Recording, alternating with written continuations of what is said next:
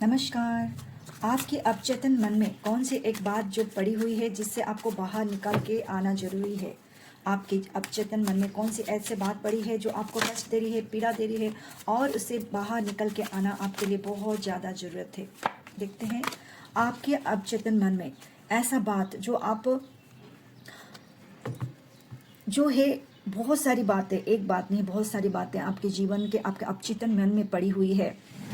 कुछ ऐसी काली धब्बे, कुछ ऐसा कष्ट, पीड़ा जो आपके जीवन में काली धब्बे के जैसा आपको ऐसा लग रहा है कि ये तो मेरे जीवन का एक ऐसा चीज़ है जिससे मैं उभर के ही नहीं आ पा रही हूँ। कुछ किसी का दिया हुआ कष्ट, किसी का दिया हुआ कुछ ऐसा बातें जो आपके अवचेतन मन में पड़ी हुई है, सड़ रही है वहाँ पे।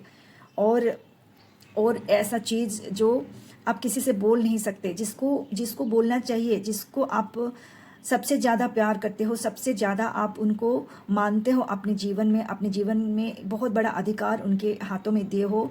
कहीं ना कहीं उनसे ही आपको बहुत सारा चीज़ जो कष्ट के रूप में मिल रही है, उनसे कुछ बातें ये क्यों हो रही है ये जानना बहुत ज़रूरी है। ये सिर्फ और सिर्फ इसलिए हो रही है क्योंकि आप बहुत प्योर और डिवाइन सोल हो। आप भगवान की उतरी हुई एक डिवाइन ब्लेस्ड सोल हो।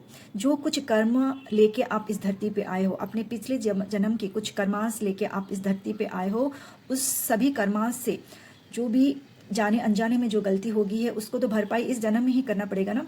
तो इस जन्म में आपको कुछ ऐसा व्यक्ति आपके बहुत क्लोज हैं जो जिनसे आपको बहुत ज़्यादा पीड़ा मिल रही है, कष्ट मिल रही है और आपके अवचेतन मन में वो समा मतलब पड़ी हुई है। तो उसको सर्वप्रथम क्या करना है, क्योंकि जब तक आप उस कष्ट और पीड़ा को लेते जाओगे आप एक्चुअल जो हो उसको आप पहचान नहीं पाओगे। ठीक है, उसके लिए सर्वप्रथम जो व्यक्ति ने आपको कष्ट दे रही है, आपको लग रहा है कि इस जन्म में मैं उनके प्रति समर्पित हो रही हूँ लेकिन वो मुझे नहीं समझ पा रहे हैं, मुझे पीड़ा पे पीड़ा दे रहे हैं, कष्ट में कष्ट दे रहे हैं, तो सर्वप्रथम आप शांति में सुबह बैठे प्रभु को जब आप पूजा अर्चना करते हैं, पूजा अर्चना करने के बाद शांति मन से प्रभु को अपना सारा बात बताइए और उस पर्सन को संपूर्ण रूप से क्षमा कर दीजिए। क्योंकि किसी जन्म में किसी भी रूप में वो आपके जीवन में वो आए थे, किसी ना किसी के कारण से आपसे उनको कष्ट पहुंचा है और इस जन्म में वो चीज़ वो कर रहे हैं, कष्ट के रूप में आपके जीवन में आपको कष्ट दे रहे हैं। वो जानबूझ के ये सारा चीज़ नहीं हो रही है उनसे, जैसे वो करवा रहे हैं आपसे, आपको चाहते हैं लेकिन कुछ ना कुछ ऐसा परिस्थितियाँ हो जाती है, उनसे ये चीज़ हो जाती है, गलतियाँ हो जाती है।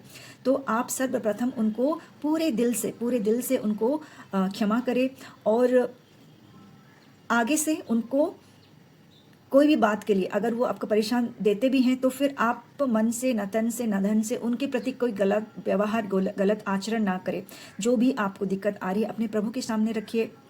ठीक है, तो ऐसा करने से आप अपने कर्मास को धीरे धीरे काटेंगे और वो व्यक्ति, वो पर्सन भी इस चीज़ समझेंगे, ये चीज़ों को, आपकी समर्पण भाव को समझेंगे क्योंकि आपने पूरे दिल से समर्पित करते हुए उनको क्षमा कर दिए हैं। बारंबार जैसे जैसे ये आती है ये विधि आप करते रहिए, उनको बारंबार क्षमा करते रहिए, बारंबार क्षमा करते रहिए और अपने दिल में ना रखे, दबा के ना रखे। अगर दिल में रखेंगे तो प्रेशर कुकर में जैसे गैस बहुत ज़्यादा होने से क्या होगा, एक दिन वो फट जाएगा, विस्फोट का रूप लेगा। इसलिए अपने दिल की बात प्रभु के चरण में समर्पित करते हुए पूरे दिल से उनको क्षमा कीजिए। देखिएगा धीरे धीरे आपका हर चक्र बैलेंस में आ जाएगी, आपका मन एकदम संतुलित हो जाएगा। आप जिस कारणवश एक डिवाइन सोल इस पृथ्वी में आए हो, एक कारण के लिए, वो उसमें आप उसके तरफ आप आगे बढ़ोगे। इतना सारा ब्यूटीफुल एनर्जी आपके पास है, आपके पास दिव्य एनर्जी है, दिव्य शक्ति है आपके पास। बिल्कुल भयभीत ना रहे, आप बहुत डिवाइनली ब्लेस्ड सोल हो, ब्लेस्ड सोल हो।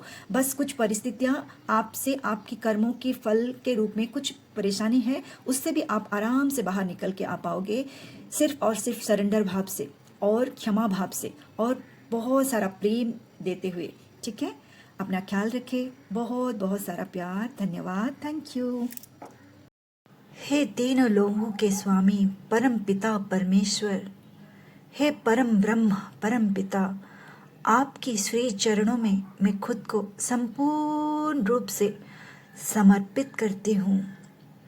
आपकी प्रेम की ऊर्जा से मैं संपूर्ण रूप से परिपूर्ण परिपूर्ण और परिपूर्ण हूँ। जय महादेव।